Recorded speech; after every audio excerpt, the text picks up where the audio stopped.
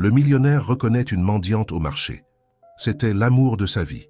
Ce qu'il a fait a surpris tout le monde. Avant de commencer, assurez-vous de vous abonner à la chaîne. Ainsi, vous ne manquerez aucune des histoires surprenantes et émouvantes que nous préparons spécialement pour vous. Au cœur de Paris, où les gratte-ciels s'élevaient comme des géants de verre et d'acier, vivait François Dupont, un homme qui, à 35 ans, avait conquis le monde des affaires. Propriétaire d'une chaîne de magasins qui s'étendait dans tout le pays, François était l'incarnation du succès français. Son nom apparaissait en couverture des magazines économiques, et son visage était reconnu à chaque coin de rue de la métropole. Ce matin-là, comme tant d'autres, François se réveilla dans son penthouse luxueux avec vue panoramique sur les Champs-Élysées. Le soleil levant baignait la ville de tons dorés, un spectacle que n'importe qui aurait jugé digne d'admiration. Cependant, pour François, ce n'était qu'un jour de plus. Il se leva de son lit king-size, ses pieds nus touchant le marbre italien froid. Il marcha vers la baie vitrée et observa la ville qui s'étendait devant lui. Des voitures minuscules se déplaçaient comme des fourmis sur les avenues, et les gens commençaient leur journée de travail. Tous avec un but, tous avec un objectif. François soupira, sentant un poids sur sa poitrine que même sa fortune ne pouvait soulager. « Que puis-je désirer de plus ?» se demanda-t-il à voix haute, sa voix résonnant dans la chambre vide. Il avait tout ce que l'argent pouvait acheter. Des maisons, des voitures de luxe, des voyages autour du monde. Et pourtant, quelque chose manquait. Il se dirigea vers la salle de bain, où il se regarda dans le miroir. Le reflet lui renvoya l'image d'un homme séduisant, aux traits marqués et aux yeux noisettes qui avaient autrefois brillé d'ambition. Maintenant, ces mêmes yeux semblaient éteints, comme s'ils avaient perdu leur éclat. Pendant qu'il se rasait, son esprit vagabonda vers le passé, vers les jours où il vivait dans un quartier défavorisé de la ville. Il se souvint de sa mère, Élise, travaillant sans relâche pour subvenir à ses besoins et à ceux de sa sœur, Sophie. Les images de son enfance apparurent comme des flashs. Le petit appartement de 2 pièces, les dîners maigres, les chaussures usées. François secoua la tête, chassant ses pensées. Il s'était promis de ne jamais retourner à cette vie et il y était parvenu. Mais à quel prix? Il s'habilla d'un costume sur mesure, noua sa cravate en soie et enfila des chaussures italiennes qui coûtaient plus que le salaire mensuel de beaucoup de ses employés. C'était l'armure avec laquelle il affrontait le monde, l'image du succès que tous s'attendaient à voir. Il descendit au garage de l'immeuble où son chauffeur, Robert, l'attendait à côté d'une luxueuse berline noire. « Bonjour, monsieur Dupont », salua Robert avec un sourire respectueux. « Bonjour, Robert », répondit François, son ton cordial mais distant. « Au bureau, s'il vous plaît. » Pendant le trajet, François vérifia ses emails et l'agenda de la journée. Réunion avec des investisseurs, examen de rapports financiers, un déjeuner avec des partenaires potentiels. La routine habituelle. Tandis que la voiture glissait dans les rues de la ville, François observait à travers la vitre teintée l'agitation de la vie quotidienne. Il vit un jeune couple rire en partageant un café en terrasse, un groupe d'enfants courir vers l'école, un vieil homme promener tranquillement son chien. Des scènes d'une vie simple qui, pour une raison quelconque, lui provoquèrent une pointe d'envie.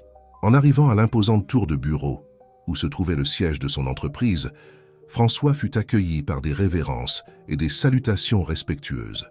Il marcha dans les couloirs d'un pas ferme, conscient des regards qui le suivaient. Admiration, respect, peut-être même crainte. Mais y avait-il quelqu'un qui le connaissait vraiment? Dans son bureau, une vue panoramique de la ville l'accueillit. Il s'assit dans son fauteuil en cuir et alluma l'ordinateur. Avant de se plonger dans le travail, ses yeux se posèrent sur une petite photographie encadrée sur son bureau. C'était la seule concession qu'il s'autorisait à son passé, une image de lui et de sa mère, prise le jour de sa remise de diplôme universitaire. Élise souriait fièrement, ses yeux brillants de larmes de joie. François, plus jeune et avec un sourire sincère, tenait son diplôme.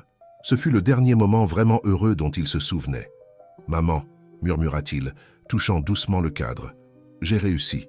J'ai tout ce dont nous avons toujours rêvé. Mais pourquoi je me sens comme ça ?» L'interphone sonna, interrompant ses pensées. « Monsieur Dupont, votre première réunion est sur le point de commencer », annonça son assistante. François respira profondément, se recomposant. « Merci. J'arrive dans un instant », répondit-il, sa voix retrouvant le ton assuré et autoritaire que tout le monde attendait de lui. Il se leva, ajusta son costume et se dirigea vers la salle de réunion. En marchant, il se répétait mentalement les chiffres et les stratégies qu'il allait présenter. Il était doué pour ça, le meilleur. Il avait construit un empire à partir de rien, surmontant des obstacles qui auraient vaincu n'importe qui d'autre. Dans la salle de réunion, un groupe de cadres l'attendait. François entra avec l'assurance d'un leader né, prêt pour une autre journée de négociations et de décisions qui impliqueraient des millions. Mais au fond de son esprit, une question persistait. Était-ce vraiment tout ce que la vie avait à offrir? La réunion se déroula comme tant d'autres. François dirigea la discussion avec maestria, son esprit vif analysant chaque détail, chaque proposition. Les personnes présentes le regardaient avec un mélange d'admiration et de prudence. Il était connu pour son brillant sens des affaires, mais aussi pour sa froideur lorsqu'il s'agissait de prendre des décisions difficiles. Tandis qu'il parlait d'expansion et de projection financière, une partie de lui se sentait déconnectée. Les mots coulèrent de sa bouche avec l'aisance de années de pratique, mais son cœur n'y était pas. Il se demandait si quelqu'un d'autre dans cette salle se sentait pareil, si, sous ses costumes chers et ses sourires étudiés, il y avait d'autres cœurs vides. À la fin de la réunion, François retourna dans son bureau. Il desserra sa cravate et se laissa tomber dans son fauteuil.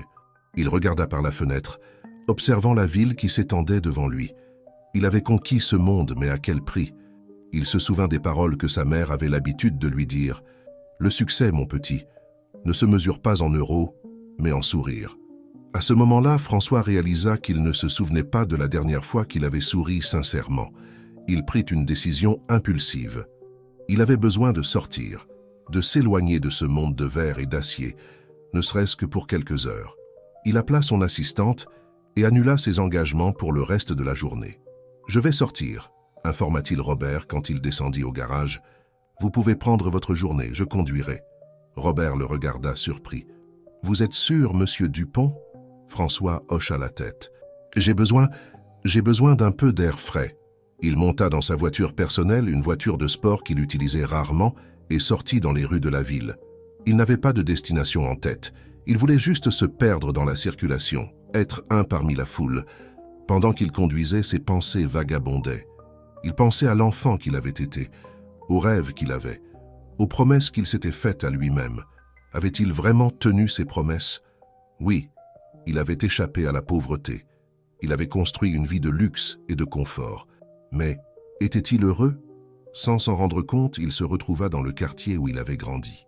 Les rues étroites, les maisons modestes, les enfants jouant sur les trottoirs. Tout était resté pareil, comme si le temps s'était arrêté. Il gara la voiture et marcha dans les rues de son enfance.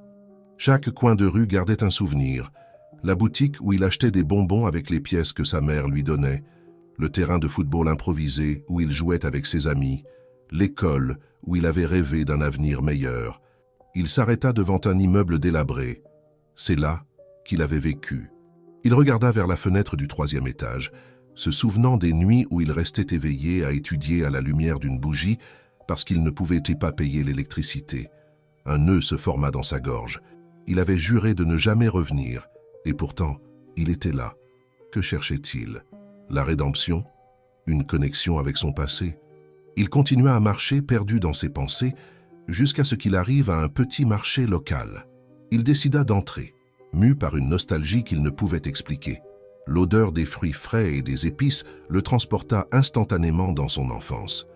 Alors qu'il parcourait les allées, prenant des produits au hasard, quelque chose attira son attention. Une silhouette dans l'allée des conserves. Une femme, visiblement fatiguée et négligée, luttait pour atteindre une boîte sur l'étagère supérieure.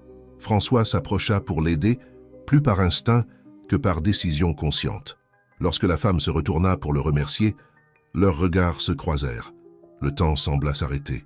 François sentit que le sol bougeait sous ses pieds. Ses yeux, il les reconnaîtrait n'importe où.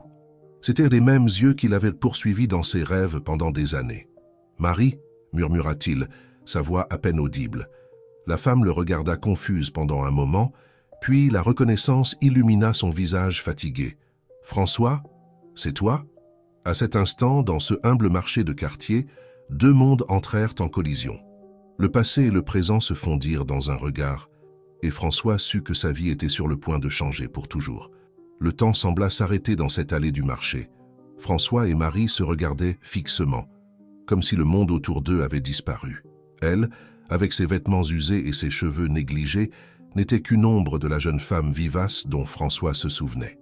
Lui, vêtu de son costume coûteux, représentait tout ce qu'elle n'avait jamais réussi à devenir. « Marie », répéta François, cette fois avec plus d'assurance. « Je n'arrive pas à y croire. Après tant d'années. » Elle esquissa un sourire timide, ses yeux reflétant un mélange de joie et de honte. « François, regarde-toi, tu as tellement changé. » Un silence gêné s'installa entre eux. Il y avait tant à dire, tant de questions à poser, mais aucun ne savait par où commencer. Finalement, François rompit le silence. « Que dirais-tu d'aller prendre un café? Il y a un café tout près, si je me souviens bien. » Marie hésita un moment, regardant la boîte qu'elle tenait encore dans ses mains.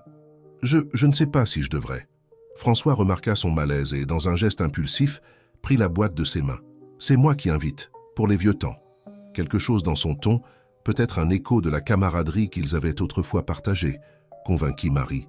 Elle acquiesça légèrement et ensemble, ils se dirigèrent vers la caisse. François paya pour les achats des deux, ignorant les regards curieux des autres clients qui remarquaient le contraste entre son apparence et celle de Marie. Ils sortirent du marché et marchèrent en silence vers le café. C'était un endroit petit et accueillant, avec des tables en bois et l'arôme du café fraîchement moulu flottant dans l'air. Ils s'assirent à une table éloignée, cherchant un peu d'intimité. « 2 cafés, s'il vous plaît », commanda François à la serveuse. Puis, se tournant vers Marie, il demanda « Tu veux manger quelque chose ?» Elle secoua la tête. « Le café suffira, merci. » Un autre silence s'installa entre eux. François observait Marie, remarquant les lignes de préoccupation sur son visage, la fatigue dans ses yeux. Que lui était-il arrivé? Comment avait-elle fini ainsi? Alors, commença François, essayant de briser la glace, « Qu'as-tu fait toutes ces années ?» Marie laissa échapper un rire amer. « Rien qui vaille la peine d'être raconté. Nous n'avons pas tous eu ta chance, François. » Ces paroles le frappèrent comme un coup de poing. De la chance? C'est ainsi qu'elle voyait son succès? Ce n'était pas de la chance, Marie. J'ai travaillé dur pour arriver où je suis. Je sais, répondit-elle, adoucissant son ton. Tu as toujours été le plus intelligent de la classe. Je savais que tu irais loin. La serveuse arriva avec les cafés, interrompant momentanément la conversation. François observa comment Marie enveloppait ses mains autour de la tasse chaude, comme si elle cherchait du réconfort dans sa chaleur. « Et toi ?» demanda-t-il avec prudence. « Que s'est-il passé après le lycée ?» Marie prit une gorgée de café avant de répondre. « La vie, je suppose. Les choses ne se sont pas passées comme je l'espérais. Ma mère est tombée malade peu après notre diplôme. J'ai dû abandonner mes projets d'aller à l'université pour m'occuper d'elle. » François ressentit une pointe de culpabilité. Il avait laissé derrière lui le quartier, ses anciens amis, dans sa quête de succès. Il n'avait jamais regardé en arrière, ne s'était jamais demandé ce qu'il était advenu d'eux. « Je suis désolé, dit-il, ne sachant pas quoi dire d'autre. » Marie haussa les épaules. « Ce n'est pas ta faute. C'est la vie, n'est-ce pas? Certains montent, d'autres descendent. Mais toi, comment as-tu fini ?» François ne savait pas comment formuler la question sans paraître insensible. « Dans la rue ?» compléta-t-elle, avec un sourire triste. « C'est une longue histoire. Après le départ de ma mère, il y a eu des problèmes avec l'héritage. Mon oncle, le frère de ma mère, a réclamé la maison. Il a dit qu'il avait des documents prouvant qu'elle lui appartenait. Je n'avais aucun moyen de lutter contre ça. Soudain, je me suis retrouvé sans domicile, sans argent, sans rien. » François écoutait, stupéfait. Il ne pouvait pas imaginer comment quelqu'un pouvait tomber si bas, tout perdre. « J'ai essayé de trouver du travail, » continua Marie. « Mais sans études universitaires, les options étaient limitées. Et puis, eh bien, une chose en a entraîné une autre. Avant que je m'en rende compte, je vivais dans la rue. Marie, je ne sais pas quoi dire. Si j'avais su... » Elle l'interrompit d'un geste de la main. « Ce n'est pas ta responsabilité, François. Chacun choisit son chemin. » Mais François ne pouvait pas se débarrasser de la sensation qu'il avait en quelque sorte échoué. Lui, qui avait tant accompli, comment n'avait-il pas pu aider quelqu'un qui avait autrefois tant signifié pour lui? « Pourquoi ne m'as-tu pas cherché ?» demanda-t-il, incapable de contenir la question qui brûlait dans son esprit. « Tu connaissais mon succès, n'est-ce pas? J'aurais pu t'aider. » Marie baissa les yeux, les fixant sur sa tasse de café. « J'y ai pensé de nombreuses fois. Je voyais ton visage dans les magazines, sur les publicités. Le grand François Dupont, l'homme d'affaires à succès. Mais comment pouvais-je apparaître ainsi, dans ces conditions? J'avais honte. De plus, quel droit avais-je de te demander de l'aide après tant d'années? Ces paroles frappèrent François avec force. Il se souvint de toutes les fois où il avait ignoré des personnes dans la rue, se convainquant que ce n'était pas son problème. Combien de ces personnes auraient-elles été comme Marie, trop fières ou honteuses pour demander de l'aide? « Écoute, dit-il se penchant en avant, je sais que de nombreuses années ont passé et que les choses ont changé. Mais laisse-moi t'aider maintenant. Je peux te trouver un endroit où rester, t'aider à trouver un travail. » Marie le regarda avec un mélange de gratitude et de méfiance. « François, j'apprécie ton offre, mais je ne peux pas l'accepter comme ça. Je ne veux pas de ta charité. » « Ce n'est pas de la charité, insista-t-il. C'est une opportunité. L'opportunité que nous méritions tous les deux il y a des années. » Elle garda le silence un moment, considérant ses paroles. Finalement, avec un soupir, elle dit « Laisse-moi y réfléchir, d'accord ? » C'est trop à assimiler d'un coup. François acquiesça, comprenant qu'il ne pouvait pas la presser. Il sortit une carte de visite de son portefeuille et la lui tendit. « Tiens, mon numéro est là. Appelle-moi quand tu seras prête, peu importe quand. » Marie prit la carte avec précaution comme si c'était quelque chose de précieux et fragile. « Merci, François, pour le café et pour t'être souvenu de moi. » Ils se levèrent de table, le moment de connexion passant comme un rêve fugace. Avant de se séparer, François ne put s'empêcher de demander « Où loges-tu? Tu seras en sécurité ?» Marie sourit, un sourire qui n'atteignit pas ses yeux. « J'ai survécu jusqu'à maintenant, non? Ne t'inquiète pas pour moi. » Sur ces mots, elle se retourna et s'éloigna, se perdant dans la foule de la rue. François l'observa partir, sentant qu'une partie de lui s'en allait avec elle. Il retourna à sa voiture, son esprit tourbillonnant d'émotions et de pensées. La rencontre avec Marie avait ébranlé les fondations de son monde soigneusement construit. Soudain, tout son succès, tout son argent semblait vide et sans signification. Pendant qu'il conduisait de retour à son luxueux appartement, François ne pouvait s'empêcher de penser à Marie, à la vie qu'elle avait menée, aux circonstances qui l'avaient conduite à sa situation actuelle. Il se demandait combien d'autres personnes comme elle il y avait dans la ville, des personnes qui avaient autrefois eu des rêves et des aspirations, mais que la vie avait durement frappées. En arrivant à son immeuble, au lieu de monter directement à son penthouse, il resta dans la voiture, regardant la carte qu'il avait donnée à Marie. L'appellerait-elle? Accepterait-elle son aide? Et si elle le faisait, que signifierait cela pour lui? François réalisa que, pour la première fois depuis des années, il ressentait quelque chose de plus que le vide auquel il s'était habitué. C'était un mélange d'émotions, culpabilité, compassion, un désir ardent de faire quelque chose de significatif. La rencontre avec Marie avait réveillé quelque chose en lui, une étincelle d'humanité qu'il croyait avoir perdue dans son ascension vers le succès.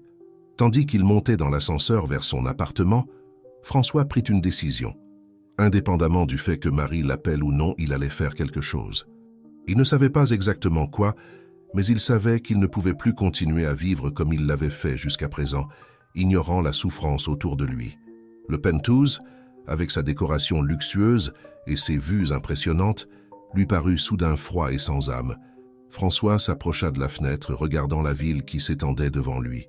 Quelque part là-bas se trouvait Marie, luttant pour survivre. Et il y en avait des milliers comme elle. « Il doit y avoir quelque chose que je peux faire », murmura-t-il pour lui-même. Et avec cette pensée, commença à se former dans son esprit le germe d'une idée qui changerait non seulement sa vie, mais aussi les vies de nombreuses autres personnes. Les jours qui suivirent la rencontre avec Marie furent une montagne russe émotionnelle pour François. Pour la première fois depuis des années, il se trouvait distrait au travail, son esprit vagabondant constamment vers l'image de son ancien amour de lycée, vivant maintenant dans les rues de la même ville qu'il dominait depuis ses tours de verre. Lors d'une réunion particulièrement importante avec des investisseurs étrangers, François se surprit à perdre le fil de la conversation, son regard se détournant vers la fenêtre, se demandant où Marie pouvait bien être en ce moment. « Monsieur Dupont, êtes-vous d'accord avec les termes proposés ?» La voix d'un des investisseurs le ramena à la réalité.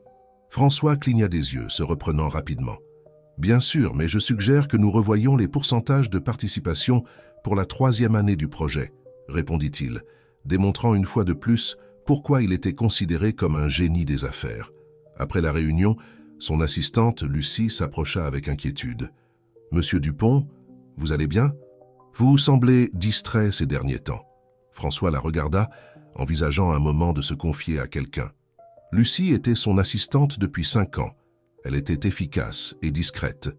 S'il y avait quelqu'un en qui il pouvait avoir confiance dans l'entreprise, c'était elle. « Chère Lucie, avez-vous déjà eu le sentiment que tout ce que vous avez accompli ne signifie rien ?» demanda-t-il, se surprenant lui-même par la vulnérabilité dans sa voix. Lucie le regarda avec un mélange de surprise et de compréhension. « Monsieur, je pense que nous avons tous eu des moments comme ça. Mais vous avez accompli des choses incroyables. Vous avez donné du travail à des milliers de personnes. » François hocha la tête, reconnaissant pour ses paroles, mais toujours inquiet. « Merci, Lucie. Il y a quelque chose que j'ai besoin que vous recherchiez pour moi. C'est un projet personnel. » Il lui donna des instructions pour recueillir des informations sur les organisations caritatives de la ville, en particulier celles qui travaillaient avec les sans-abri. Lucie, bien que surprise par la nature inhabituelle de la demande, acquiesça et se mit immédiatement au travail. Ce soir-là, dans la solitude de son penthouse, François se retrouva à regarder son téléphone, attendant un appel qui ne venait pas. Une semaine s'était écoulée depuis sa rencontre avec Marie, et elle ne l'avait toujours pas contacté. L'inquiétude le rongeait. Allait-elle bien? Avait-elle changé d'avis sur le fait d'accepter son aide? Incapable de trouver le sommeil, François sortit sur le balcon. La ville brillait sous lui, une mer de lumière qui cachait tant de douleur et de souffrance. Il se demanda combien de personnes comme Marie il y avait là-bas, luttant pour survivre jour après jour. Le lendemain matin, il décida de prendre des mesures. Si Marie ne venait pas à lui, il irait la chercher. Après tout, il connaissait les endroits qu'elle fréquentait. Il s'habilla de manière décontractée, chose qu'il faisait rarement, et conduisit jusqu'au quartier où il avait grandi. Il passa des heures à parcourir les rues, le marché, les parcs voisins, cherchant le visage familier de Marie parmi la foule. Ce fut dans un petit parc, vers le coucher du soleil, qu'il la vit enfin. Elle était assise sur un banc, lisant un livre usé. Malgré sa situation, François ne put s'empêcher de remarquer qu'elle conservait toujours cette étincelle d'intelligence dans ses yeux qui l'avait tant captivé dans sa jeunesse. Il s'approcha avec prudence, ne voulant pas l'effrayer. « Marie » appela-t-il doucement. Elle leva les yeux, surprise. « François » dit-elle, fermant le livre. « Je ne m'attendais pas à te voir ici. J'étais inquiet, admit-il, s'asseyant à côté d'elle. « Tu ne m'as pas appelé et je suis désolé, l'interrompit-elle. « Je voulais le faire, mais... » C'est compliqué. François hocha la tête, comprenant. « Je ne veux pas te mettre la pression, Marie. Je veux juste aider.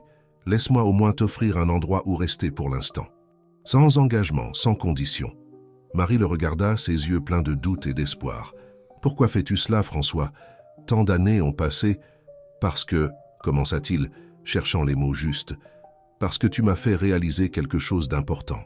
J'ai passé des années à construire un empire. Mais à quoi sert tout ce succès si je ne peux pas aider les personnes qui en ont vraiment besoin? Surtout quelqu'un qui a autrefois tant compté pour moi. » Ces paroles semblèrent toucher quelque chose en Marie. Ses yeux se remplirent de larmes, et pendant un moment, François vit la jeune fille dont il était tombé amoureux il y a tant d'années. « D'accord, dit-elle finalement, j'accepte ton aide, mais à une condition. »« Tout ce que tu veux, répondit François soulagé. Je veux travailler. Peu importe quoi, mais j'ai besoin de sentir que je gagne cette opportunité. » François sourit, admirant sa détermination. « Ça peut s'arranger. En fait, je pense que j'ai le travail parfait pour toi. » Ce soir-là, François emmena Marie dans un petit appartement qu'il avait acheté des années auparavant comme investissement et qu'il utilisait rarement. Il était modeste comparé à son penthouse, mais confortable et accueillant. « Tu peux rester ici aussi longtemps que tu en as besoin, » lui dit-il, lui remettant les clés. « Demain, nous parlerons du travail. » Marie regarda autour d'elle, submergée par le geste. « Merci, François. Je ne sais pas comment je pourrais te rembourser ça. »« Tu n'as pas à le faire, » répondit-il. « Profite simplement de cette opportunité. C'est tout ce que je demande. » Le lendemain, François arriva à son bureau avec une nouvelle énergie. Il appela Lucie dans son bureau et lui expliqua son plan. « Je veux créer une fondation, » annonça-t-il. « Une organisation dédiée à aider les sans-abri, leur offrant non seulement un toit, mais aussi des opportunités de travail et d'éducation. » Lucie le regarda avec un mélange de surprise et d'admiration. « C'est une idée merveilleuse, monsieur. Comment puis-je aider? J'ai besoin que vous prépariez tous les documents nécessaires. Et aussi, Je veux que vous rencontriez quelqu'un. Ce sera notre première employée et consultante. » Cet après-midi-là, Marie arriva au bureau de François. Elle était nerveuse, mais déterminée. François la présenta à Lucie et ensemble, ils commencèrent à planifier la structure de la nouvelle fondation. « Tu connais de première main les besoins et les défis des personnes sans abri, » dit François à Marie. « Ton expérience sera inestimable pour faire en sorte que ce projet fasse vraiment la différence. » Tandis qu'il travaillait, François ne put s'empêcher de remarquer comment Marie se transformait. L'étincelle dans ses yeux grandissait et sa confiance augmentait avec chaque idée qu'elle apportait. C'était comme si, en lui donnant un but, toute sa force intérieure s'était réveillée. Cependant, tout n'était pas rose.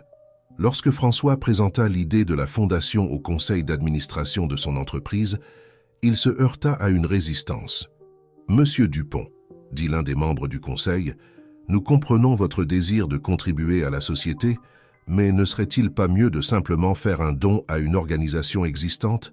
Créer une fondation à partir de zéro nécessitera beaucoup de temps et de ressources. » François resta ferme. « Je comprends vos préoccupations, mais je crois que c'est quelque chose que nous devons faire. Non seulement c'est la bonne chose à faire, mais cela améliorera aussi notre image d'entreprise et nous permettra d'avoir un impact direct sur la communauté. » Après des heures de débat, François réussit à convaincre le conseil. La Fondation Dupont pour la réintégration sociale allait devenir une réalité. Ce soir-là, alors que François travaillait tard dans son bureau, finalisant les détails du projet, il reçut un appel de Marie. « François, » dit-elle, sa voix pleine d'émotion, « je voulais juste te remercier à nouveau. Ce que tu fais, pas seulement pour moi, mais pour toutes les personnes que nous allons aider, c'est incroyable. » François sourit, sentant pour la première fois depuis des années qu'il faisait quelque chose de vraiment significatif. « Merci à toi, Marie. Tu m'as aidé à me rappeler ce qui compte vraiment. » Alors qu'il raccrochait le téléphone, François regarda par la fenêtre de son bureau. La ville brillait sous lui, mais maintenant il la voyait différemment. Ce n'était plus seulement un champ de bataille pour ses conquêtes d'entreprise, mais un endroit plein de possibilités, de vies qui pouvaient être transformées. Avec une énergie renouvelée, il retourna à son travail. La fondation n'était que le début. Il sentait qu'il avait enfin trouvé un but qui comblait ce vide qu'il avait ressenti pendant si longtemps. Et tout cela grâce à une rencontre fortuite dans un marché de quartier. L'avenir, pour la première fois depuis longtemps, semblait brillant et plein d'espoir. Pas seulement pour lui, mais pour toutes les personnes que la Fondation Dupont pourrait aider. C'était le début d'un nouveau chapitre dans sa vie, un chapitre qui promettait d'être le plus gratifiant jusqu'à présent. Les mois suivants furent un tourbillon d'activités pour François et Marie. La Fondation Dupont pour la réintégration sociale passa du stade de projet à celui de réalité tangible. Un bâtiment fut loué dans le centre-ville pour servir de siège et bientôt l'endroit bourdonnait d'activités. Marie, qui avait commencé comme consultante, devint rapidement un élément clé de l'organisation. Son expérience de première main et sa passion pour aider les autres en firent une leader naturelle. François l'observait avec un mélange d'admiration et quelque chose de plus profond qu'il n'osait pas encore nommer. Un matin, alors que François examinait quelques documents dans son bureau à la Fondation, Marie entra, son visage illuminé par l'excitation. « François, tu ne vas pas le croire !» s'exclama-t-elle. « Tu te souviens de Charles, l'homme qui est arrivé il y a un mois? Il vient de décrocher un emploi stable. » François sourit, gagné par son enthousiasme. « C'est merveilleux, Marie. Dans quel domaine l'ont-ils embauché? » « Dans une entreprise de construction. Il commencera comme aide, mais avec des possibilités d'avancement, » répondit-elle, s'asseyant en face de lui. « C'est incroyable de voir comment une opportunité peut changer la vie de quelqu'un. » François acquiesça, pensif. « Je suis content pour Charles et pour tous ceux que nous avons pu aider jusqu'à présent. Mais j'ai l'impression que nous pourrions faire plus. » Marie le regarda avec curiosité. « Qu'as-tu en tête? »« Je pensais à étendre nos programmes de formation, » expliqua François. « Offrir des cours plus spécialisés, peut-être même créer des partenariats avec des entreprises locales pour garantir des emplois. » Les yeux de Marie brillèrent d'enthousiasme. « C'est une idée fantastique. Nous pourrions même... » Leur conversation fut interrompue par un coup à la porte. Lucie, l'assistante de François, entra avec une expression inquiète. « Monsieur Dupont, excusez l'interruption, mais il y a quelque chose que vous devez voir, » dit-elle, lui tendant une tablette. François prit l'appareil et fronça les sourcils en voyant le titre d'un article en ligne. « Blanchiment d'images ?» L'intérêt philanthropique soudain du magnate François Dupont soulève des soupçons. Il lut rapidement l'article, son visage s'assombrissant à chaque mot. Le journaliste remettait en question les véritables intentions derrière la fondation, suggérant qu'il pourrait s'agir simplement d'une stratégie pour améliorer l'image publique de DuPont Enterprises après quelques controverses récentes. « C'est ridicule », murmura François, passant la tablette à Marie. « Ah, comment peuvent-ils remettre en question quelque chose qui aide tant de gens ?» Marie lut l'article, son expression passant de la surprise à l'indignation. « Ils ne peuvent pas être sérieux. Nous avons vu de première main l'impact que nous avons. » François se leva, marchant vers la fenêtre. « Le problème est qu'ils ne connaissent pas la vraie histoire. Ils ne savent rien de notre rencontre, de la façon dont tout cela a commencé. » Il se tourna vers Marie, une idée se formant dans son esprit. « Peut-être devrions-nous raconter notre histoire, leur montrer que ce n'est pas une stratégie de relations publiques, mais quelque chose de sincère. » Marie le regarda dubitative. « Tu es sûr ? Cela signifierait exposer beaucoup de nos vies personnelles. » François acquiesça. « Je sais, mais je pense que ça vaut le coup si cela signifie protéger le travail de la Fondation. » Après une longue discussion, ils décidèrent d'accorder une interview exclusive à un journaliste local respecté. L'interview se déroulerait dans les locaux de la Fondation, pour que le journaliste puisse voir de première main le travail qui était réalisé. Le jour de l'interview arriva rapidement. François et Marie se retrouvèrent à l'entrée de la Fondation, tous deux visiblement nerveux. « Tu es prête ?» demanda François, lui offrant un sourire réconfortant. Marie acquiesça, respirant profondément. « Aussi prête que je peux l'être. J'espère juste que cela aidera la Fondation. » La journaliste, une femme d'âge moyen nommée Élise Moreau, les accueillit avec un regard sceptique. « Monsieur Dupont, mademoiselle Lefebvre, merci de me recevoir. Je dois vous prévenir que je serai franche dans mes questions. » « Nous n'attendrions pas moins, » répondit François calmement. L'interview commença par des questions sur la Fondation, ses programmes et ses réalisations à ce jour. François et Marie répondirent avec enthousiasme, partageant des histoires de réussite et des plans futurs. Élise écoutait attentivement, prenant des notes. Puis la conversation prit un tournant plus personnel. « Monsieur Dupont, » commença Élise, « beaucoup se demandent pourquoi un homme d'affaires à succès comme vous a soudainement décidé de s'impliquer dans le travail philanthropique. Qu'est-ce qui vous a vraiment motivé ?» François regarda Marie, qui hocha légèrement la tête, lui donnant la permission de partager leur histoire. « La vérité, Élise, c'est que tout a commencé par une rencontre fortuite, » commença François. Et ainsi, pour la première fois, il partagea publiquement l'histoire de ses retrouvailles avec Marie, de comment la voir dans cette situation lui avait ouvert les yeux sur une réalité qu'il avait ignorée pendant des années.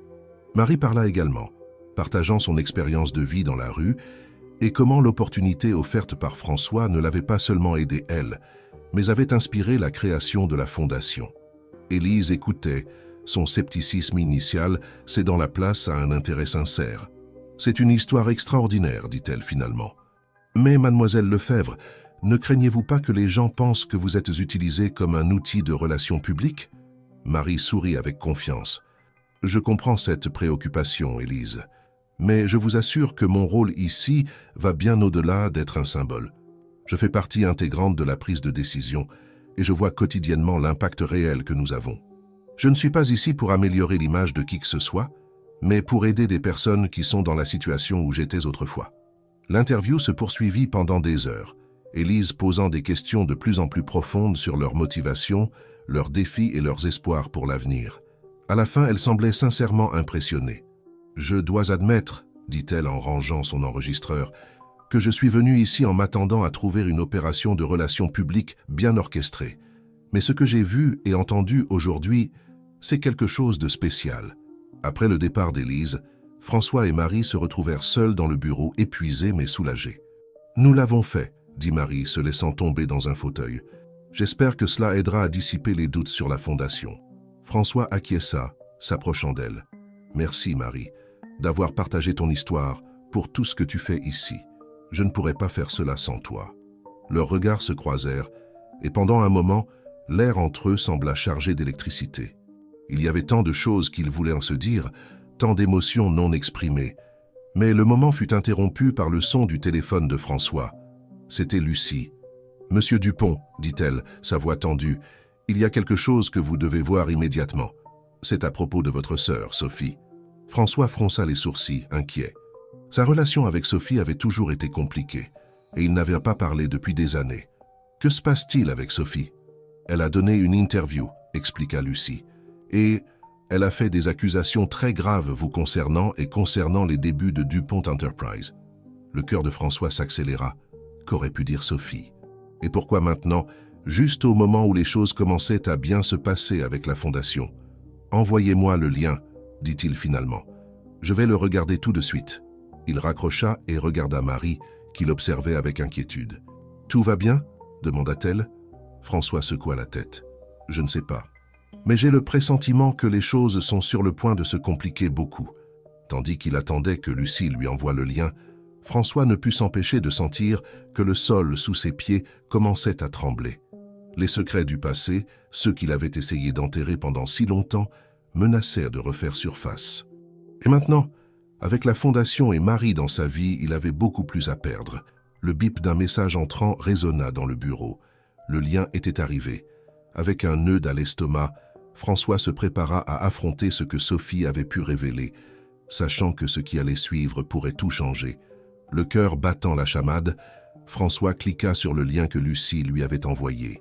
L'écran de son téléphone s'illumina avec l'image de sa sœur Sophie, assise dans un studio de télévision, son visage affichant une détermination implacable. « Marie, » dit François, sa voix tendue, « je pense que tu devrais regarder ça avec moi. » Elle s'approcha, se plaçant à ses côtés tandis que la vidéo commençait à se jouer.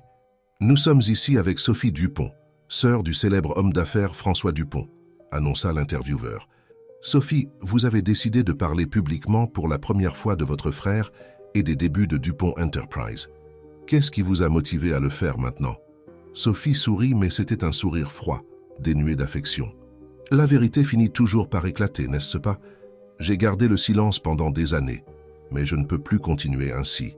Le public mérite de connaître la vérité sur la façon dont mon frère a construit son empire. » François sentit son sang se glacer. Marie le regarda, inquiète. « Que voulez-vous dire exactement ?» demanda l'intervieweur, se penchant en avant avec intérêt. « DuPont Enterprises n'a pas commencé avec du travail acharné et de la détermination comme François l'a toujours prétendu, déclara Sophie. Le capital initial provenait d'affaires louches, de transactions avec des personnes peu recommandables. Mon frère était tellement désespéré d'échapper à la pauvreté qu'il était prêt à tout faire. » François éteignit la vidéo, incapable de continuer à regarder. Il se laissa tomber dans son fauteuil, le visage pâle. « François, » dit doucement Marie, « est-ce vrai ?» Il la regarda, ses yeux pleins d'angoisse. « Marie, c'est compliqué. Raconte-moi, » insista-t-elle, s'asseyant en face de lui. « Quoi que ce soit, nous pouvons l'affronter ensemble. » François respira profondément, se préparant à révéler un secret qu'il avait gardé pendant des années. « Quand j'étais jeune, juste après l'université, j'étais désespéré de réussir, de sortir ma famille de la pauvreté, » commença-t-il. « Un jour, un homme m'a approché avec une proposition. Il a dit qu'il pouvait me procurer l'argent dont j'avais besoin pour démarrer mon entreprise. À ce moment-là, je n'ai pas demandé d'où venait l'argent. Je ne voulais pas le savoir. » Marie écoutait attentivement, son expression indéchiffrable. « J'ai utilisé cet argent pour lancer DuPont Enterprise, » poursuivit François. « Et oui, l'entreprise a décollé. Mais dès que j'ai pu, j'ai remboursé jusqu'au dernier centime et j'ai coupé tous les liens avec cet homme. Depuis lors, j'ai dirigé l'entreprise de manière complètement légitime. Mais ce début a toujours été mon secret le plus sombre. » Un silence pesant s'installa dans le bureau. Marie digérait l'information, tandis que François attendait sa réaction, le cœur serré. « Pourquoi Sophie décide-t-elle de le révéler maintenant ?» demanda finalement Marie. François secoua la tête. « Je ne sais pas. Notre relation a toujours été compliquée. Elle n'a jamais approuvé mes méthodes pour réussir. Peut-être qu'elle sent que c'est son devoir moral de me dénoncer. »« François, » dit Marie, se penchant en avant, « je comprends pourquoi tu l'as fait. Le désespoir peut nous amener à prendre des décisions discutables. Mais maintenant, avec la Fondation, avec tout le bien que nous faisons, cela pourrait tout détruire. » Comme si ces paroles étaient une prémonition, le téléphone de François commença à sonner sans cesse. Des messages et des appels de membres du conseil d'administration, de partenaires commerciaux et de journalistes inondaient son appareil. « Nous devons prendre les devants, » dit François, se levant. « Je dois convoquer une conférence de presse. Parler au conseil d'administration, expliquer... Attends, interrompit Marie, le prenant par le bras. Avant de faire quoi que ce soit, nous avons besoin d'un plan. Tu ne peux pas simplement sortir et confirmer ce que Sophie a dit. Cela détruirait ta réputation et celle de la Fondation. François la regarda, reconnaissant pour son calme au milieu de la tempête. Tu as raison. Mais que pouvons-nous faire? D'abord, nous devons savoir exactement ce que Sophie a dit et quelles preuves elle a, suggéra Marie. Ensuite, nous pourrons préparer une réponse qui soit honnête, mais qui protège aussi le travail de la Fondation. François acquiesça, une fois de plus impressionné par la force et la clarté d'esprit de Marie. D'accord. Lucie peut nous aider à rassembler toutes les informations et nous aurons besoin de conseils juridiques. Les heures suivantes furent un tourbillon d'activités. Lucie travailla sans relâche pour rassembler chaque mention des accusations de Sophie dans les médias. L'équipe juridique de Dupont Enterprise se réunit d'urgence pour évaluer la situation. Et au milieu de tout cela, François et Marie travaillaient ensemble, préparant une stratégie pour faire face à la crise. À mesure que la nuit tombait sur la ville, François et Marie se retrouvèrent à nouveau seuls dans le bureau, entourés de papiers et de tasses de café vides. « Marie, » dit doucement François, « je veux que tu saches que, quoi qu'il arrive, mon engagement envers la Fondation ne changera pas. Même si je dois démissionner de Dupont Enterprise, je continuerai à soutenir notre travail ici. » Elle le regarda, émue par sa détermination. « Je le sais, François, et c'est pourquoi je pense que nous devons être complètement honnêtes. Ton passé ne définit pas qui tu es maintenant, ni le bien que tu fais. » François sourit faiblement. « Merci d'être à mes côtés dans cette épreuve. Je ne sais pas ce que je ferais sans toi. » Leurs regards se croisèrent, et pendant un moment, le monde extérieur sembla s'évanouir. Il y avait tant de choses qu'ils voulèrent se dire, tant d'émotions non exprimées. Mais le moment fut interrompu par un coup à la porte. C'était Robert, le chauffeur de François. « Monsieur Dupont, dit-il, le visage sombre, il y a quelqu'un ici qui insiste pour vous voir. Il dit que c'est urgent. »« Qui est-ce » demanda François, fronçant les sourcils. « Il dit que son nom est Michel Sauvet, » répondit Robert. « Il affirme avoir des informations cruciales concernant les accusations de votre sœur. » François pâlit. Michel Sauvet. Le nom de l'homme qui lui avait fourni l'argent pour démarrer son entreprise il y a tant d'années. L'homme avec lequel il avait juré de ne plus jamais avoir de contact. « François » demanda Marie, inquiète de sa réaction. « Qui est Michel Sauvet ?» François la regarda, son visage un masque de préoccupation et de détermination. « Quelqu'un de mon passé. Quelqu'un qui pourrait avoir les réponses dont nous avons besoin. Ou qui pourrait tout détruire. » Il se leva, lissant son costume. « Faites-le entrer, Robert. Il est temps d'affronter mon passé une fois pour toutes. » Tandis que Robert sortait pour amener le visiteur, François et Marie échangèrent un regard. Tous deux savaient que ce qui était sur le point de se produire pourrait changer le cours de leur vie et l'avenir de la Fondation. La porte s'ouvrit lentement et une silhouette entra dans le bureau. Michel Sauvet, un homme d'âge moyen aux yeux rusés et au sourire énigmatique, regarda François. « Bonjour François, » dit-il d'une voix douce. « Cela fait longtemps. » L'air dans le bureau devint dense de tension. François, Marie et Michel se regardèrent, chacun conscient que les prochains moments pourraient déterminer le destin de tout ce pourquoi ils avaient travaillé. La vérité était sur le point d'éclater, pour le meilleur ou pour le pire. La tension dans le bureau était palpable, tandis que Michel Sauvet prenait place face à François et Marie. Ses yeux rusés parcoururent la pièce, s'arrêtant brièvement sur Marie avant de se fixer sur François. « Je vois que tu es allé loin, mon garçon, » dit Michel, sa voix un étrange mélange d'admiration et de sarcasme. « Des rues d'un quartier pauvre au sommet des gratte-ciel. » Impressionnant. François garda son sang-froid, bien que Marie put remarquer comment ses jointures blanchissaient en serrant les accoudoirs de son fauteuil. « Que veux-tu, Michel ? Tu as dit avoir des informations sur les accusations de ma sœur. » Michel sourit, s'adossant dans son siège.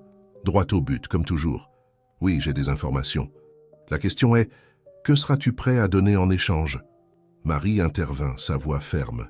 « Monsieur Sauvet, si vous avez des informations pertinentes sur cette affaire, je vous suggère de les partager. Nous essayons de gérer une situation délicate qui affecte non seulement François, mais aussi de nombreuses personnes qui dépendent de la Fondation. » Michel la regarda avec intérêt. « Ah, la fameuse Marie, j'ai entendu parler de toi, l'inspiration derrière tout ceci. Fascinant comme le destin entremêle nos chemins, n'est-ce pas ?» « Michel, interrompit François, sa patience s'épuisant. Au fait, s'il te plaît. L'homme plus âgé acquiesça, son expression devenant sérieuse. Très bien. La vérité est, François, que ta sœur n'a pas de preuves concrètes de quoi que ce soit. Seulement des rumeurs et des soupçons. Mais moi, j'ai les documents originaux de notre accord. François sentit son sang se glacer. Tu les as gardés toutes ces années? Bien sûr, répondit Michel avec un sourire rusé. On ne sait jamais quand quelque chose comme ça peut être utile. Marie regarda François, inquiète. Quel genre de documents sont-ce? François prit une profonde inspiration avant de répondre. Des contrats, des billets à ordre, des relevés de virements. Tout ce qui prouve que j'ai reçu de l'argent de Michel pour démarrer DuPont Enterprise. Exactement, confirma Michel. Des documents qui pourraient te couler s'ils tombaient entre de mauvaises mains. Ou qui pourraient te sauver s'ils sont utilisés correctement. Que veux-tu dire? Demanda François, prudent. Michel se pencha en avant, ses yeux brillants de ruse. Ces documents prouvent aussi que tu as remboursé chaque centime, François.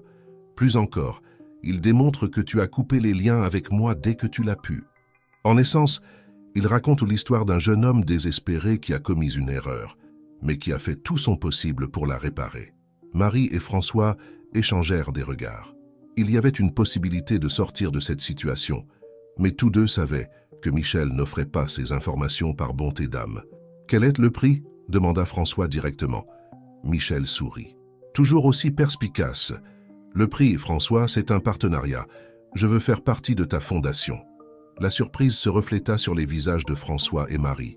De toutes les demandes auxquelles ils s'attendaient, celle-ci n'était pas sur la liste. « Pourquoi ?» demanda Marie, sceptique. « Quel intérêt peux-tu avoir dans une organisation caritative ?»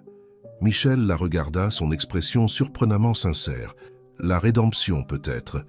Ou peut-être que je veux simplement faire partie de quelque chose de bien pour une fois dans ma vie. J'ai passé des décennies dans l'ombre, François. Peut-être qu'il est temps de sortir à la lumière. » François étudia l'homme en face de lui, cherchant tout signe de tromperie. « Et si je refuse? Alors les documents iront à la presse, » répondit Michel sans hésiter. « Et tout ce pour quoi tu as travaillé, y compris cette fondation, s'effondrera. » Le silence tomba sur le bureau tandis que François considérait ses options. Marie l'observait, son esprit travaillant rapidement pour trouver une solution. « Nous avons besoin de temps pour y réfléchir, » dit finalement François. « Ce n'est pas une décision que je peux prendre seul. » Michel acquiesça, se levant. « Je comprends, vous avez 24 heures. Après cela, je prendrai ma décision sur ce que je ferai de ces documents. » Après le départ de Michel, François s'effondra dans son fauteuil, le poids de la situation retombant sur ses épaules. Marie s'approcha, posant une main réconfortante sur son bras. « Qu'allons-nous faire ?» demanda-t-elle doucement.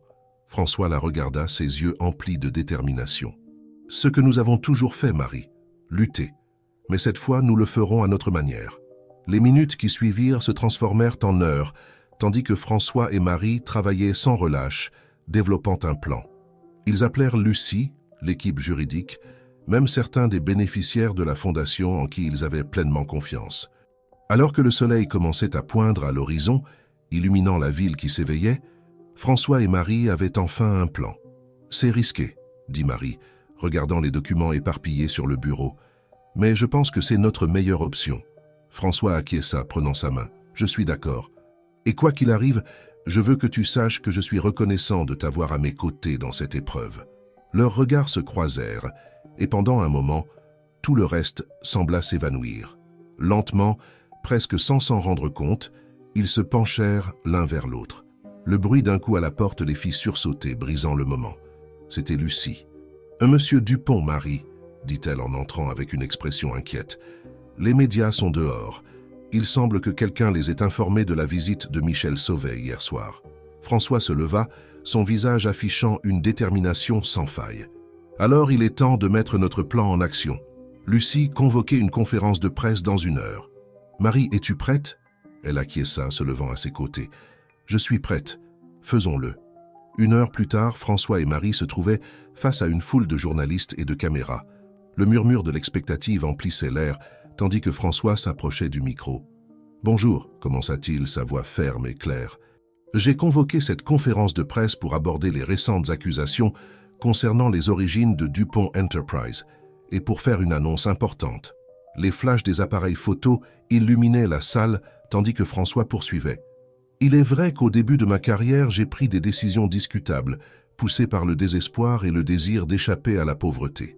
J'ai reçu des fonds de sources que, à l'époque, je n'ai pas suffisamment remises en question. Cependant, dès que j'ai pu, j'ai remboursé chaque centime et coupé tous les liens avec ces sources. Un murmure parcourut l'assistance, mais François continua sans faiblir. J'ai commis des erreurs, comme tout le monde. Mais ces erreurs ne définissent pas qui je suis aujourd'hui, ni le travail que nous accomplissons à la Fondation Dupont pour la réintégration sociale. C'est pourquoi j'annonce aujourd'hui que je démissionnerai de mon poste de PDG de Dupont Enterprise pour me consacrer entièrement à la Fondation. Des exclamations de surprise emplirent la salle. Marie fit un pas en avant, se plaçant aux côtés de François. « De plus, » poursuivit-elle, « nous avons décidé de restructurer la Fondation. À partir d'aujourd'hui, elle sera dirigée par un conseil composé de bénéficiaires, d'experts en travail social et de membres de la communauté. François et moi ferons partie de ce conseil, mais nous n'aurons pas de contrôle unilatéral sur les décisions. » François reprit la parole. « Nous pensons que c'est la meilleure façon de garantir que la Fondation poursuive sa mission d'aider ceux qui en ont le plus besoin, indépendamment de mon passé ou de ma réputation personnelle. » Les journalistes commencèrent à crier des questions, mais François leva une main pour les faire taire. « Une dernière chose, dit-il. À ceux qui, comme Michel Sauvé, possèdent des informations sur mon passé, je dis ceci. Vous n'avez plus de pouvoir sur moi. J'ai décidé d'être complètement transparent sur mes erreurs et d'en tirer des leçons. Le chantage et les menaces ne fonctionneront plus. » Sur ces mots, François et Marie s'éloignèrent du podium, ignorant le chaos de questions et de flashs qu'ils laissaient derrière eux. Tandis qu'ils marchaient ensemble vers la sortie, Marie prit la main de François entrelaçant leurs doigts. « Nous l'avons fait, » murmura-t-elle. François la regarda, un sourire sincère, illuminant son visage pour la première fois depuis des jours. « Nous l'avons fait. » Ensemble, alors qu'ils sortirent du bâtiment, faisant face au soleil brillant du matin et à l'avenir incertain qui les attendait, tous deux savaient que, quoi qu'il arrive, ils l'affronteraient unis. La vérité avait éclaté, et bien que la route à venir serait difficile, pour la première fois depuis longtemps, François se sentait vraiment libre. Le chapitre des secrets et des ombres était terminé. Un nouveau commençait maintenant, plein de possibilités et d'espoir. Les jours qui suivirent la conférence de presse furent un tourbillon d'activités et d'émotions. La nouvelle de la démission de François en tant que PDG de Dupont Enterprise et la restructuration de la Fondation secouèrent autant le monde des affaires que le secteur philanthropique. François et Marie se trouvaient dans le bureau de la Fondation, passant en revue l'avalanche d'emails, d'appels et de messages qu'ils avaient reçus depuis l'annonce. « C'est incroyable », murmura Marie, regardant sa tablette. « Nous avons des offres de collaboration d'organisations de tout le pays. Il semble que notre honnêteté en ait inspiré beaucoup. » François acquiesça, un petit sourire aux lèvres. « Et regarde ça », dit-il, lui montrant son téléphone. « Plusieurs de nos bénéficiaires ont exprimé leur désir de faire partie du nouveau conseil d'administration. Ils sont enthousiastes à l'idée d'avoir voix au chapitre dans les décisions de la Fondation. » Marie sourit, ressentant une vague de fierté et d'espoir.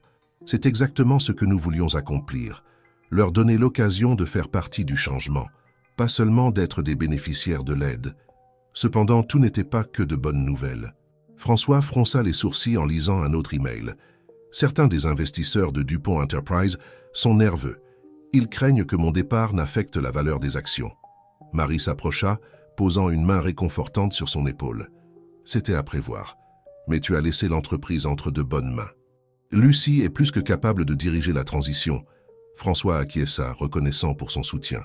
Tu as raison, et honnêtement, pour la première fois depuis des années, je me sens libre, comme si un poids énorme avait été levé de mes épaules. Leurs regards se croisèrent et pendant un moment, le monde sembla s'arrêter. Il y avait tant de choses qu'ils voulèrent se dire, tant d'émotions non exprimées. Le bruit de la porte qui s'ouvrait les sortit de leur contemplation. C'était Robert, le chauffeur de François. « Monsieur Dupont, mademoiselle Lefebvre, » dit-il, avec une expression sérieuse. « Il y a quelqu'un ici qui veut vous voir. » Elle dit que c'est urgent. François et Marie échangèrent des regards inquiets. Serait-ce Michel Sauvé à nouveau? Ou peut-être Sophie venant les confronter? « Qui est-ce » demanda François, se préparant au pire. Robert sourit légèrement. « C'est Madame Élise Dupont, monsieur, votre mère. » La surprise se refléta sur le visage de François. Il n'avait pas vu sa mère depuis des mois, occupé comme il l'était avec la fondation et les affaires. « Et maintenant, après tout ce qui s'était passé, faites-la entrer, s'il vous plaît, dit-il finalement. » Quelques instants plus tard, Élise Dupont entra dans le bureau. À 60 ans, elle conservait encore un air de dignité et de force que François avait toujours admiré.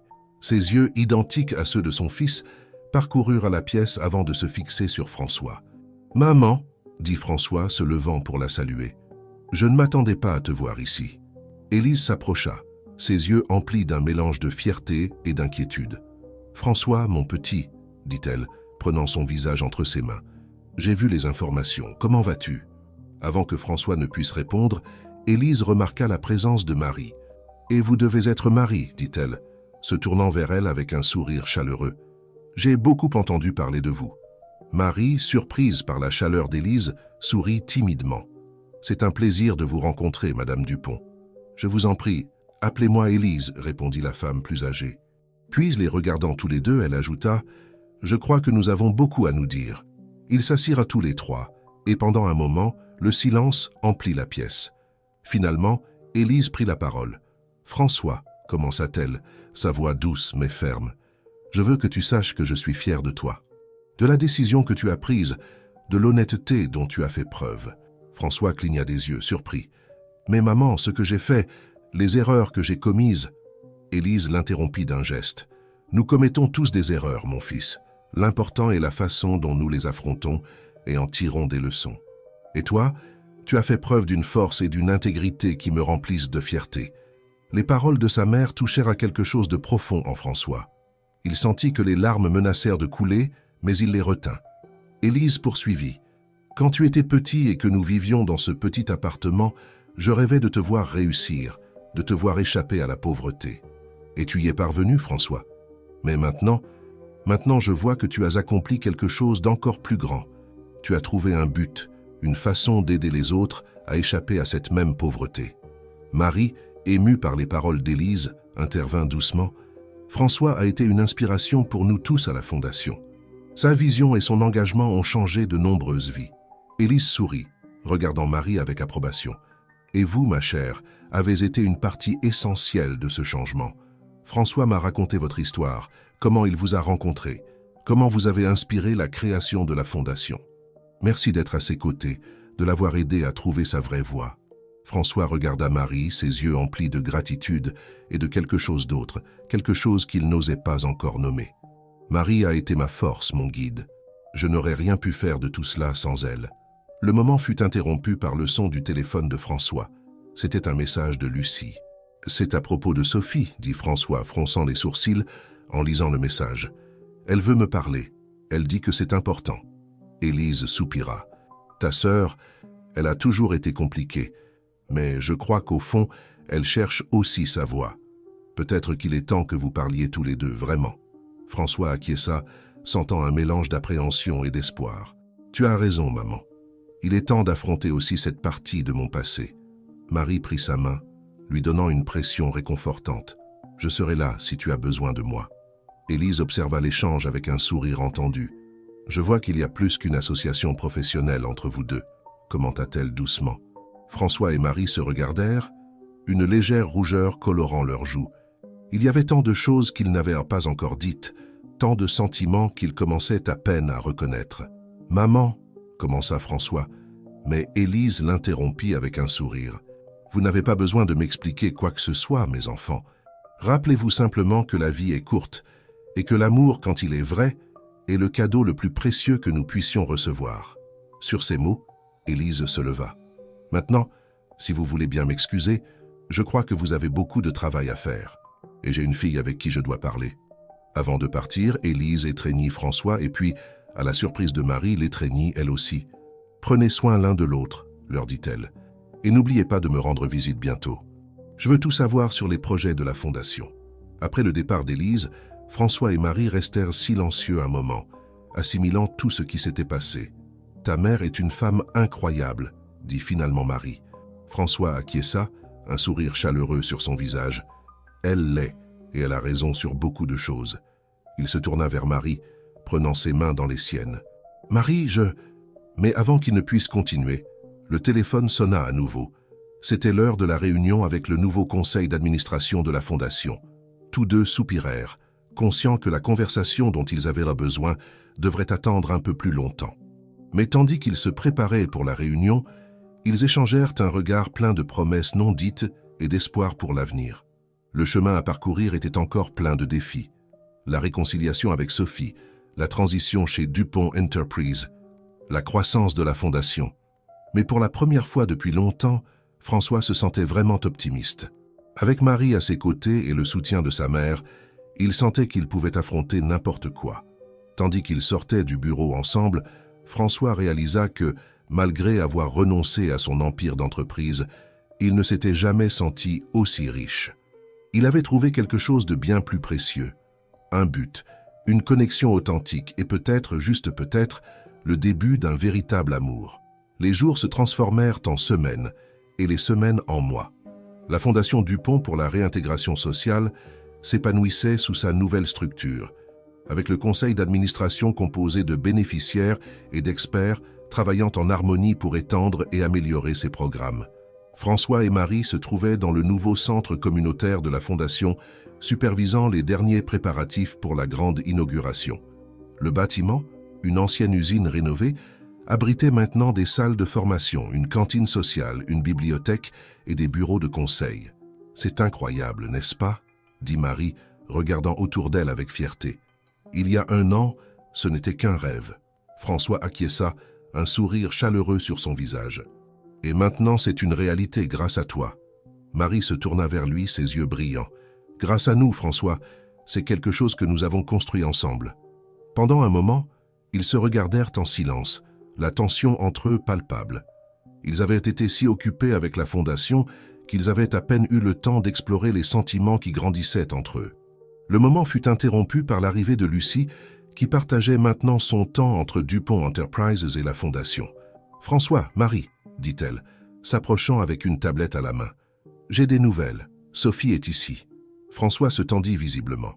Malgré les mois écoulés et les tentatives de réconciliation, sa relation avec sa sœur restait tendue. « Où est-elle » demanda-t-il. « À l'entrée principale » répondit Lucie. « Elle dit qu'elle veut te parler avant l'inauguration. » François regarda Marie, qui lui fit un signe de tête encourageant. « Vas-y » dit-elle doucement. « Il est temps de clore ce chapitre. » Avec un soupir, François se dirigea vers l'entrée.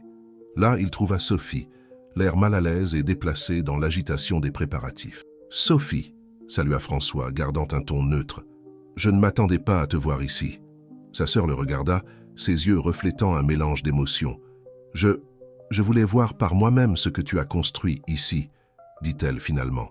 François acquiesça, surpris par l'honnêteté dans sa voix. « Tu voudrais faire un tour ?» Sophie hocha la tête, et ensemble, ils commencèrent à parcourir le centre. François lui montra les différentes zones, expliquant les programmes et les services qu'ils offriraient.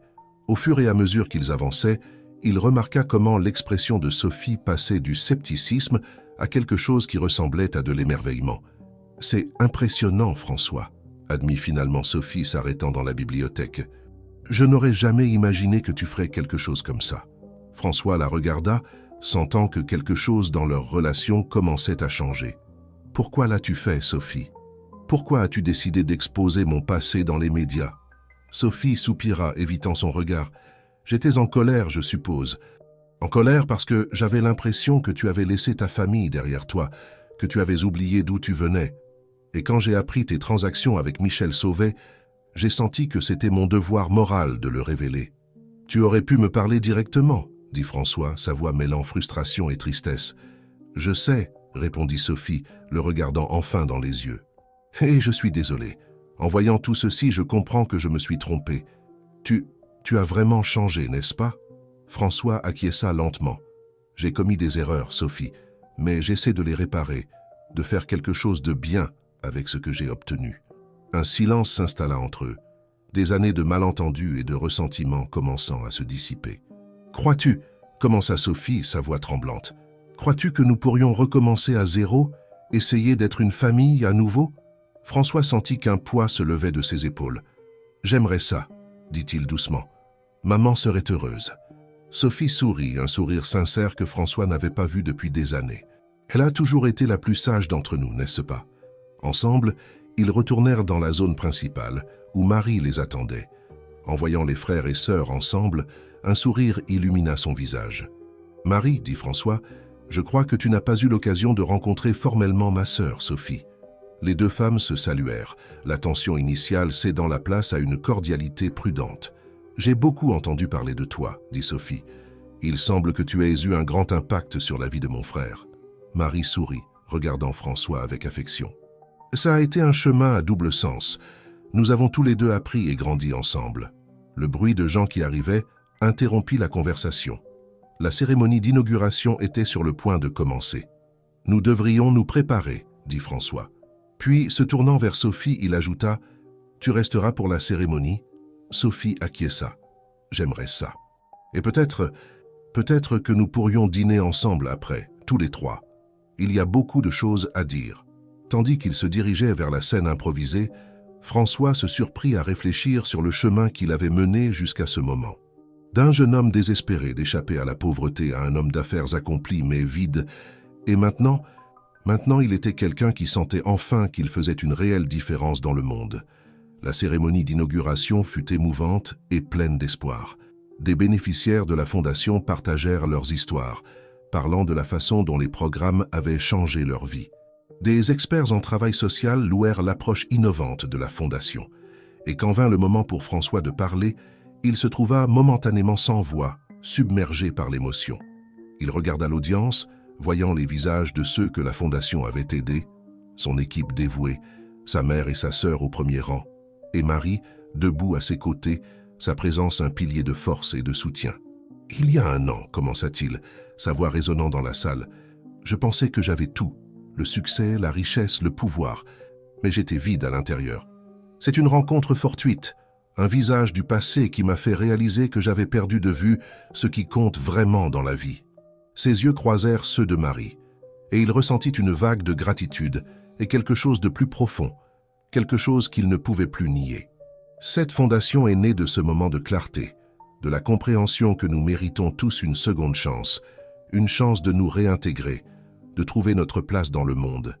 Et dans le processus d'aider les autres à trouver leur chemin, j'ai trouvé le mien. Il fit une pause regardant sa famille, son équipe, les bénéficiaires. Ce centre est plus qu'un simple bâtiment. C'est un symbole d'espoir, de renouveau, de la force qui émerge quand nous nous unissons pour nous entraider. C'est un témoignage de ce que nous pouvons accomplir quand nous osons rêver, croire aux secondes chances et agir avec compassion et détermination. Les paroles de François furent accueillies par des applaudissements assourdissants. Alors que la cérémonie se terminait et que les gens commençaient à explorer le nouveau centre, François se retrouva entouré de personnes qui le félicitaient et de journalistes. Au milieu du chaos, il sentit une main se glisser dans la sienne. C'était Marie. « Nous avons réussi », murmura-t-elle, ses yeux brillants de fierté et de quelque chose d'autre. François la regarda, sentant son cœur s'accélérer. « Oui, nous avons réussi, ensemble. » À ce moment, entouré par le fruit de leur travail et le début d'un nouveau chapitre, François sut qu'il ne pouvait plus nier ce qu'il ressentait. Il avait trouvé non seulement son but, mais aussi l'amour qu'il avait toujours désiré.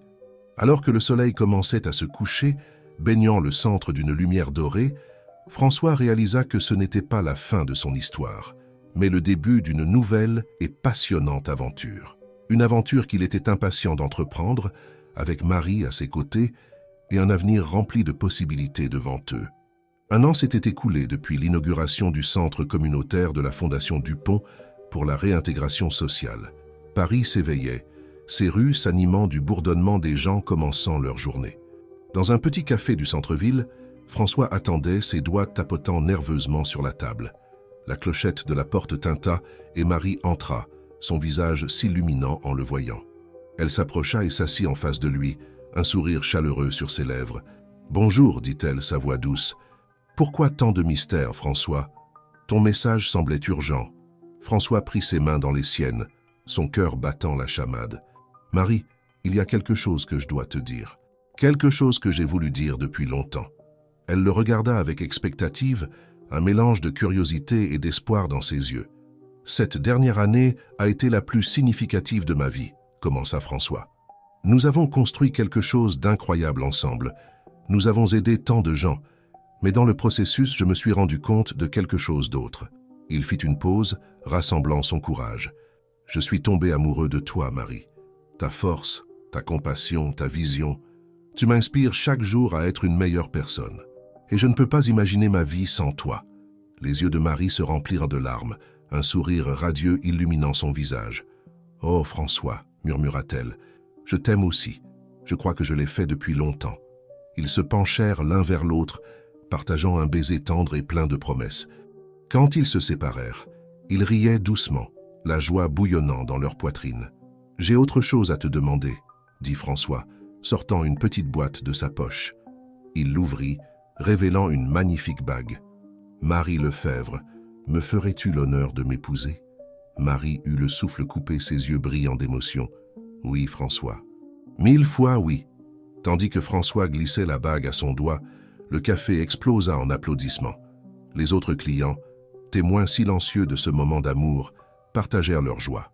Ils sortirent du café, main dans la main, marchant dans les rues de la ville qui signifiait tant pour eux deux. Ils se dirigèrent vers le centre communautaire, où ils avaient une réunion prévue avec le conseil d'administration. En entrant, ils furent accueillis par des visages souriants et des félicitations. La nouvelle de leur fiançailles s'était répandue rapidement. « Félicitations !» s'exclama Lucie s'approchant pour les étreindre. « Il était temps, si vous me permettez de le dire. » Élise, la mère de François, s'approcha avec des larmes dans les yeux. « Mes enfants, dit-elle, les enlaçant tous les deux. Rien ne pourrait me rendre plus heureuse. » Même Sophie, qui avait travaillé à la Fondation comme bénévole ces derniers mois, s'approcha avec un sourire sincère. « Félicitations, mon frère. » Marie, bienvenue officiellement dans la famille. La réunion du conseil se transforma en une célébration improvisée, mais aussi en une opportunité de réfléchir sur le chemin parcouru et les plans futurs. Charles, l'un des premiers bénéficiaires de la Fondation, et maintenant membre du conseil, prit la parole. « Il y a un an, j'étais dans la rue, sans espoir. Aujourd'hui, j'ai un emploi stable, un foyer, et je fais partie de quelque chose de plus grand que moi-même.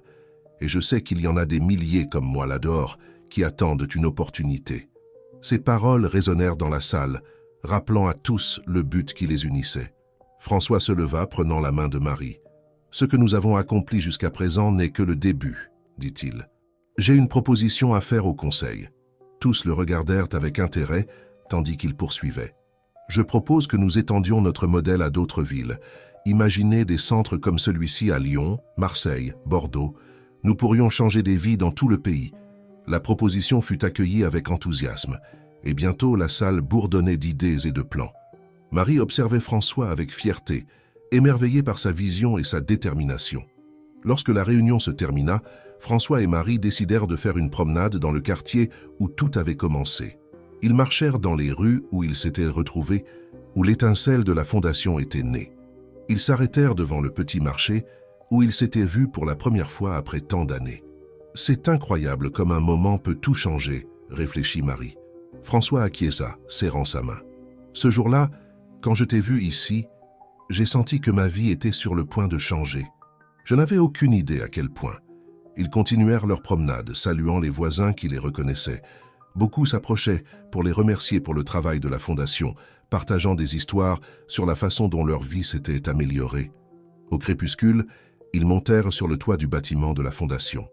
De là, ils pouvaient voir la ville s'étendre dans toutes les directions, les lumières commençant à scintiller à l'horizon.